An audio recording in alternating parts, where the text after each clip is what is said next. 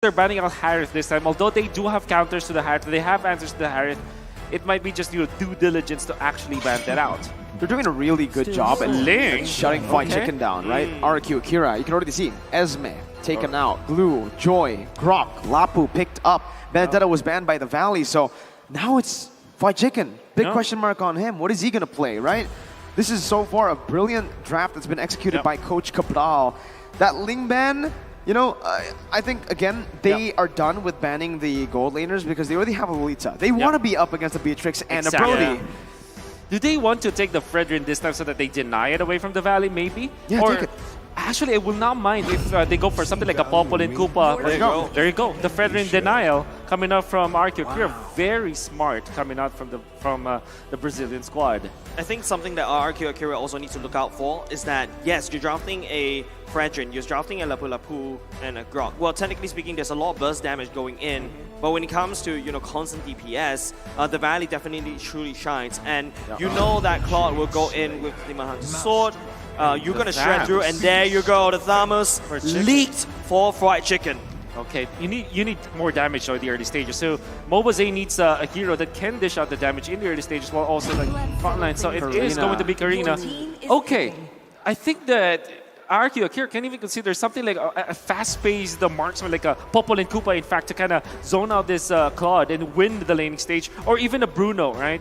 So that might be their choice here. Well, But they go standard Beatrix. It's a safer pick, right? I mean, way more flexible compared to a Bruno that really needs to get that snowball going. Although it would be great to see RQ Kira on Bruno, maybe with a Neymar skin. Oh, right? yeah, that would be great. 100%. But here, Yui have the drafts set already for both of the teams. The Valley here, I think in that second phase, they were really cornered in the draft, and that really hurt them. Thamus, sure, Fried Chicken is really good at it. He is comfortable on that hero, but up against the composition coming in from the side of RQ Kira with so much CC and so many frontline members, it's gonna be really hard for the Valley to melt that down. Very true. You have the flicker to cancel the Numinum Blast if ever it's going to be casted, or if ever they find the opening. Fredrin can frontline. You also have that jump coming out from the Lapu Lapu. Many gap closers coming out from RRQ Akira. Now for the side of the Valley, they wouldn't have enough to protect their backlines. But what they can do, if ever the entirety of RRQ Akira goes for the dive, they can punish the backlines. Here we go. Minion control from the Grok. The Grok block to make sure that the first wave is going to be in the favor of RRQ Akira. Welcome to the land of Dawn. Battle for match point here. The Valley and RRQ Akira. The Valley and RRQ both opting to go for orange buff first. Mirror matchup for now in terms of the rotations. I think it's still A-okay. Mobazane going for the Karina tank as usual. But I'm interested to find out more about the EXP matchup. Yeah. Honestly, for me, Thamus versus the Lapu, Takashi is going to have a bit of a harder time early on, but once he gets that Bravest Fighter, I think he should be doing okay. But Fried Chicken's something that could just like 1v3 everybody, right? So RRQ Brazil, if they really want to make sure that the Lapu, Takashi has a winning lane, they need to commit way loads of resources at the bottom lane, especially where that's also where the first turtle was spawned. Yeah, that's the thing. Fried Chicken, surely if you go for if you snowball correctly, even with this vengeance, you can really like 1v3, 1v4 a composition of RRQ Akira. But then you're gonna be asking the question, what is really the Valley's plan in here? Do they want to just pave the way for Basic to be farmed in the latter portions, or do they activate this Claude together with the power spike of both the Karina as well as the Thams, right? Because if you're looking at RQ Brazil, it is really one-dimensional. If you think about it, it's pretty standard. It's a template. What they need to do is just to team fight with the Valentina and the Fredrin and pave the way for the damage output to come from the Beatrix. On top of that, use the dive to get onto Hoon and Basic, right? If they are able to do that, getting those damage dealers out of the way, the Valley have drafted themselves a 3 frontline composition. Once again, RQ Kira technically doing the same thing here. Mobazane getting a very cheeky steal over to the gold buff, but in terms of the mid-control, it does seem like RRQ Akira will have more say there. Even rotate the Valentina down in the XP lane. Yep, it's going to be Fried Chicken. I think that's already ultimate activated as well. Second and Fried Chicken duking it out. At the same time, the Turtle is already a little bit half HP. More than quarter, actually. King is already there. Safe, secure by the Turtle. First Turtle going in. It's going to be Luminum Blast. Denied by Lewis with the wild charge. Oof. Early on. This time, RRQ Akira take the objective, but there are no kills traded back for the Valley. Again, another choice from the RRQ Brazil squad. We call it a Brazilian rotation, where you go for the you port your mid laner to the XP lane so that he gets level 4, and also the roamer is left with a full minion wave in the middle before the turtle starts. What happens is you have 4 ultimates available, and you have a lot of zone out. You have a lot of dudes just frontlining. A lot of dudes for RRQ Brazil. Oh, that's a lot of damage coming out because of Lugusta. Shark forced to use the flicker and the shield just to get out alive. That's a lot of damage already in the early game for the side of Lugusta. Gusta is an absolute monster. Remember his stats, right? Number 1 in hero damage, turret damage per minute. I mean, yeah, and per game. So right now on the Beatrix, he is very comfortable. This is the hero that likes to, clear waves and siege. Usually you see a lot of the Brody as well, but now on the Beatrix with a lot of resources being placed in the gold lane, you can already see, oh, that's a cut, that's a cut. Look at the gold lane. Ooh, close. Almost. Very close. But RRQ Akira, this is the drop that favors the Beatrix, right? You do have 3 frontliners in the mid, and standing in front of the Beatrix, basically allowing Gusta Lugusta to free hit. Sengon, on the other hand, could take Super Shark's Luminum Blast as well to set it up for RRQ Akira. So many things that RRQ Akira could do. Yeah. All of a sudden, you have a ton of crowd control coming out from RRQ Brazil. You also have a lot of dive. Then again, for the Valley, all they have to do now is make sure that this Claude from Basic will have a better time than his Harith in the latter portions of the game. Well, we do know that the natural scaling of the Claude is much better, and because of the fact that there's a lot of tanks in the side of RRQ Brazil, this Demon Hunter sword pickup coming up from Basic's Claude is going to be valuable in the latter portions of the game. Very. I think valuable is like an understatement, right, Mirko? Yeah. Yeah. Early on again, right? You can see it.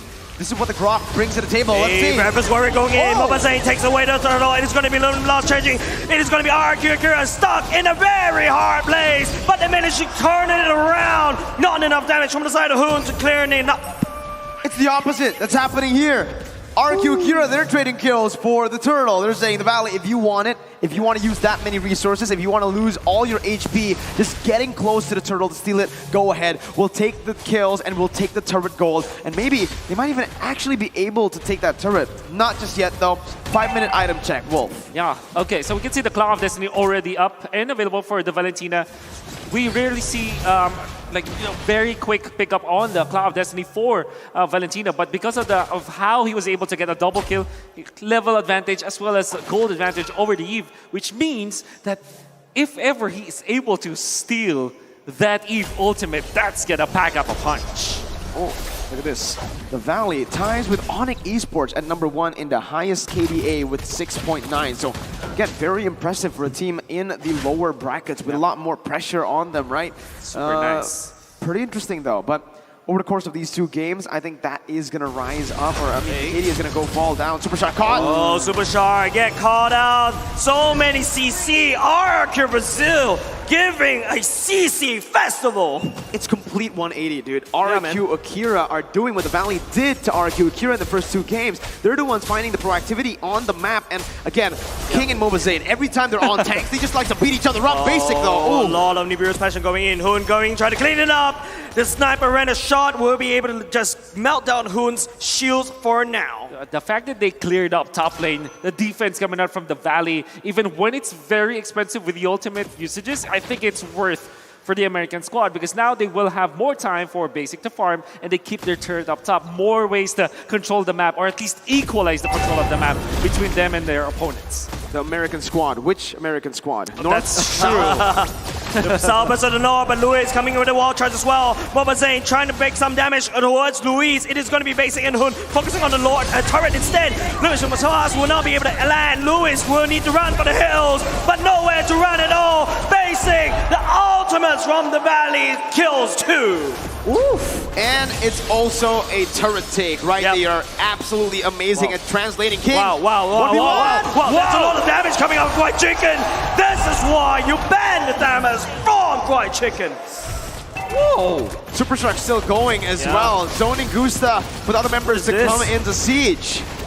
This aggression coming out from the Valley is just unprecedented. All of a sudden you thought, you know, the Valley's a hamster, and suddenly they became, I don't know, a monster? Yeah, you know, Fight Chicken just played that so well. He timed the usage of the Vengeance, knowing that at a certain point for King, as the Fredrin, to be able to sustain, you need to hit your opponents, right? So it's the complete counter now for Fight Chicken, knowing that he probably has like Corrosion Scythe now, so that he can be able to pin down this Fredrin. Being in front of the Fredrin all the time, he managed to take him down. And up top, you saw Super Shark utilizing the Numinum Blast for zoning out the members of RRQ Brazil. Yes, wasn't able to hit it, but he made a big zone out, box out, against the side of RRQ Akira. Yeah, I mean, if you don't land the ultimate, it's just called a zoning ultimate, right? But that is a very good zone coming out from Super Shark. There you go, Corrosion Scythe for the Thams together with the Dominant Size means that Fredrin is no longer a problem for the Valley. I mean, he also built Radiant Armor first, right? So up against a lot of the physical damage that's coming in from the Valley, he's going to be relatively squishy, actually. Basic can melt him down like it's nothing, and King will really need to finish up on those physical defense items before he can really act as the frontliner. And currently, it's a bit confusing, right? Because RRQ Akira, with their composition, it feels like they have a lot of frontliners, but most of their frontliners are easily melted down by the Valley members. Takashi still backs up a punch, does have the Bloodlust Axe, and now Dal Nice. They can now team fight. Yep, the slow going in, the taunt happened by the King as well, and Nibiru Passion just to go away. Mobile Zane just landing a lot of damage against Luis Wanyu, but the Valley, they're sieging up mid lane. They want to crack open the mid. I think that's a big commodity as compared to the Lord. Uh-oh, we'll see it here. Mobazane actually easily pinned down, but Basic is there to help him get out of that situation. Here though, honestly, 1,000 gold lead. I think the Valley are doing a great job at actually just playing around with the waves. Yeah. Lord Dance here, forcing RRQ Akira out of their own territory to really contest for the Lord, and it's already very low. It's a little bit low right now, 1/4 HP. I don't think RRQ Brazil will be able to do anything for now. The Aluminum Blast going in the swing time. Look at the back line. It's going to be Basic. BMI all the way out. Melvin Say healing for his own team. And they're there. Basic coming in with the blazing duet at the same time. Takashi absorbing all the damage, but that is not enough on the aggression of the Valley. 4-0 trade for the Valley. Gusta Lagusta there with a flicker towards the real world inflation instead of away from it. I don't know if that was a mistap perhaps, but that's not what you want to see now from RRQ Akira. The Valley with White Chicken absolutely melting down the frontliners from RRQ Akira. They're doing everything they can to really just shut down RRQ. Psycho going in again, real world manipulation. Sagan, there's nowhere for you to run. Super Shark, the Roma will take you down. Hood is so deadly with the Eve. You can see the timing that he's using his ultimate during the teamfight that happened where they found 4-0. And even in the middle, he knows that there's no way for Saigon to get out because the flicker's already burned in the previous clash that they had when Saigon missed the Stone and Numinum Blast, and now the Valley will have so much control of the game. 6.9k. My goodness, Lewis missing that wild charge. Zane absorbing so much damage. It's just crazy. He's just stalling on this Karina tank. He just walks out of there, man. Basic 2, he's feeling it. You can see the recalls, the style right in front has the BMI to go back to. Disrespect, man. And now it's time to take a look at the items again. That really hasn't changed much since we last saw it for RRQ Akira. The choice coming out from the King to prioritize the Radiant Armor. You'll understand why he went for it. He knows that he's going to be battling against both the Eve as well as the Karina, but he didn't respect the fact that the Thams can run him down essentially with the Corrosion Scythe and the Dominance Eyes. Together with the Claw, this Blade Armor will not be able to cut it. Had it been that RRQ Brazil have found the openings in the early stages, with the composition that they have, King will have more items to boot. But at this point, as it stands, there's no sustain from RRQ Akira to frontline against the damage of the Valley. Once again, real world manipulation. Sagan will not be able to use the ultimate as well, even though he's taken away. But Gusta Lagusta, the wild charge coming up, Luis buying some time. Takashi stunning members of the Valley. But the amount of damage coming off of the Valley is exponential. Oh, it's too much to handle. They're not even getting the frontliners low here. White Chicken was just, what, oh my god, he didn't even lose a lot of HP there. He was chunked by a bit from the Bennett's Rage, and that's when you know you have a problem. Zayn can walk up to anyone and say, hey, I'll take your orange buff. That's a Reggie though from King to secure it. But it's still the Valley who's just showing how dominant they are here in the enemy jungle. Yeah. Look at him. I was expecting more heal, more damage, but the amount of disrespect coming up from the Valley though, wow. Confidence. He just manned up against 1.6k damage from the render shots from Gusta La Gusta, and then just regen it up in just a few seconds. The amount of sustain from the Valley overwhelms RRQ Akira for now, and I'm pretty sure that this Lord Dance is going to be instrumental for both teams. The RRQ Akira needs to take this away, but the Valley's not letting them. The Valley's definitely not letting them. Fried Chicken already at the back line. Look at the render shot, would not be able to connect. That's one big mega damage, but look at Fried Chicken.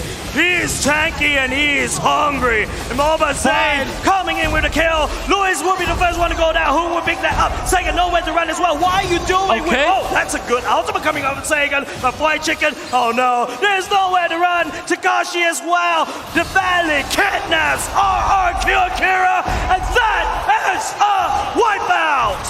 Wipe out in the 13th minute of the game. 9.2k gold lead. Absolute disrespect coming up from the Valley. The antagonist rampaging all across the lower brackets, and they will gain that lead. Match point for NA for the Valley. And here it is. This is where RRQ Akira needs to make a lot of adjustments. There were a lot of mistakes that were very visible, evident in game number 3. And guess what? If they don't take it properly, it might impact that mentality coming into the final game. That can be the final game because the Valley are looking very solid. Yeah. You can see the misread coming out from RRQ Akira during the fight in the middle, where they went in the zone where the Valley just really flourishes. Top lane, you saw them taking out a turret, 2 turrets.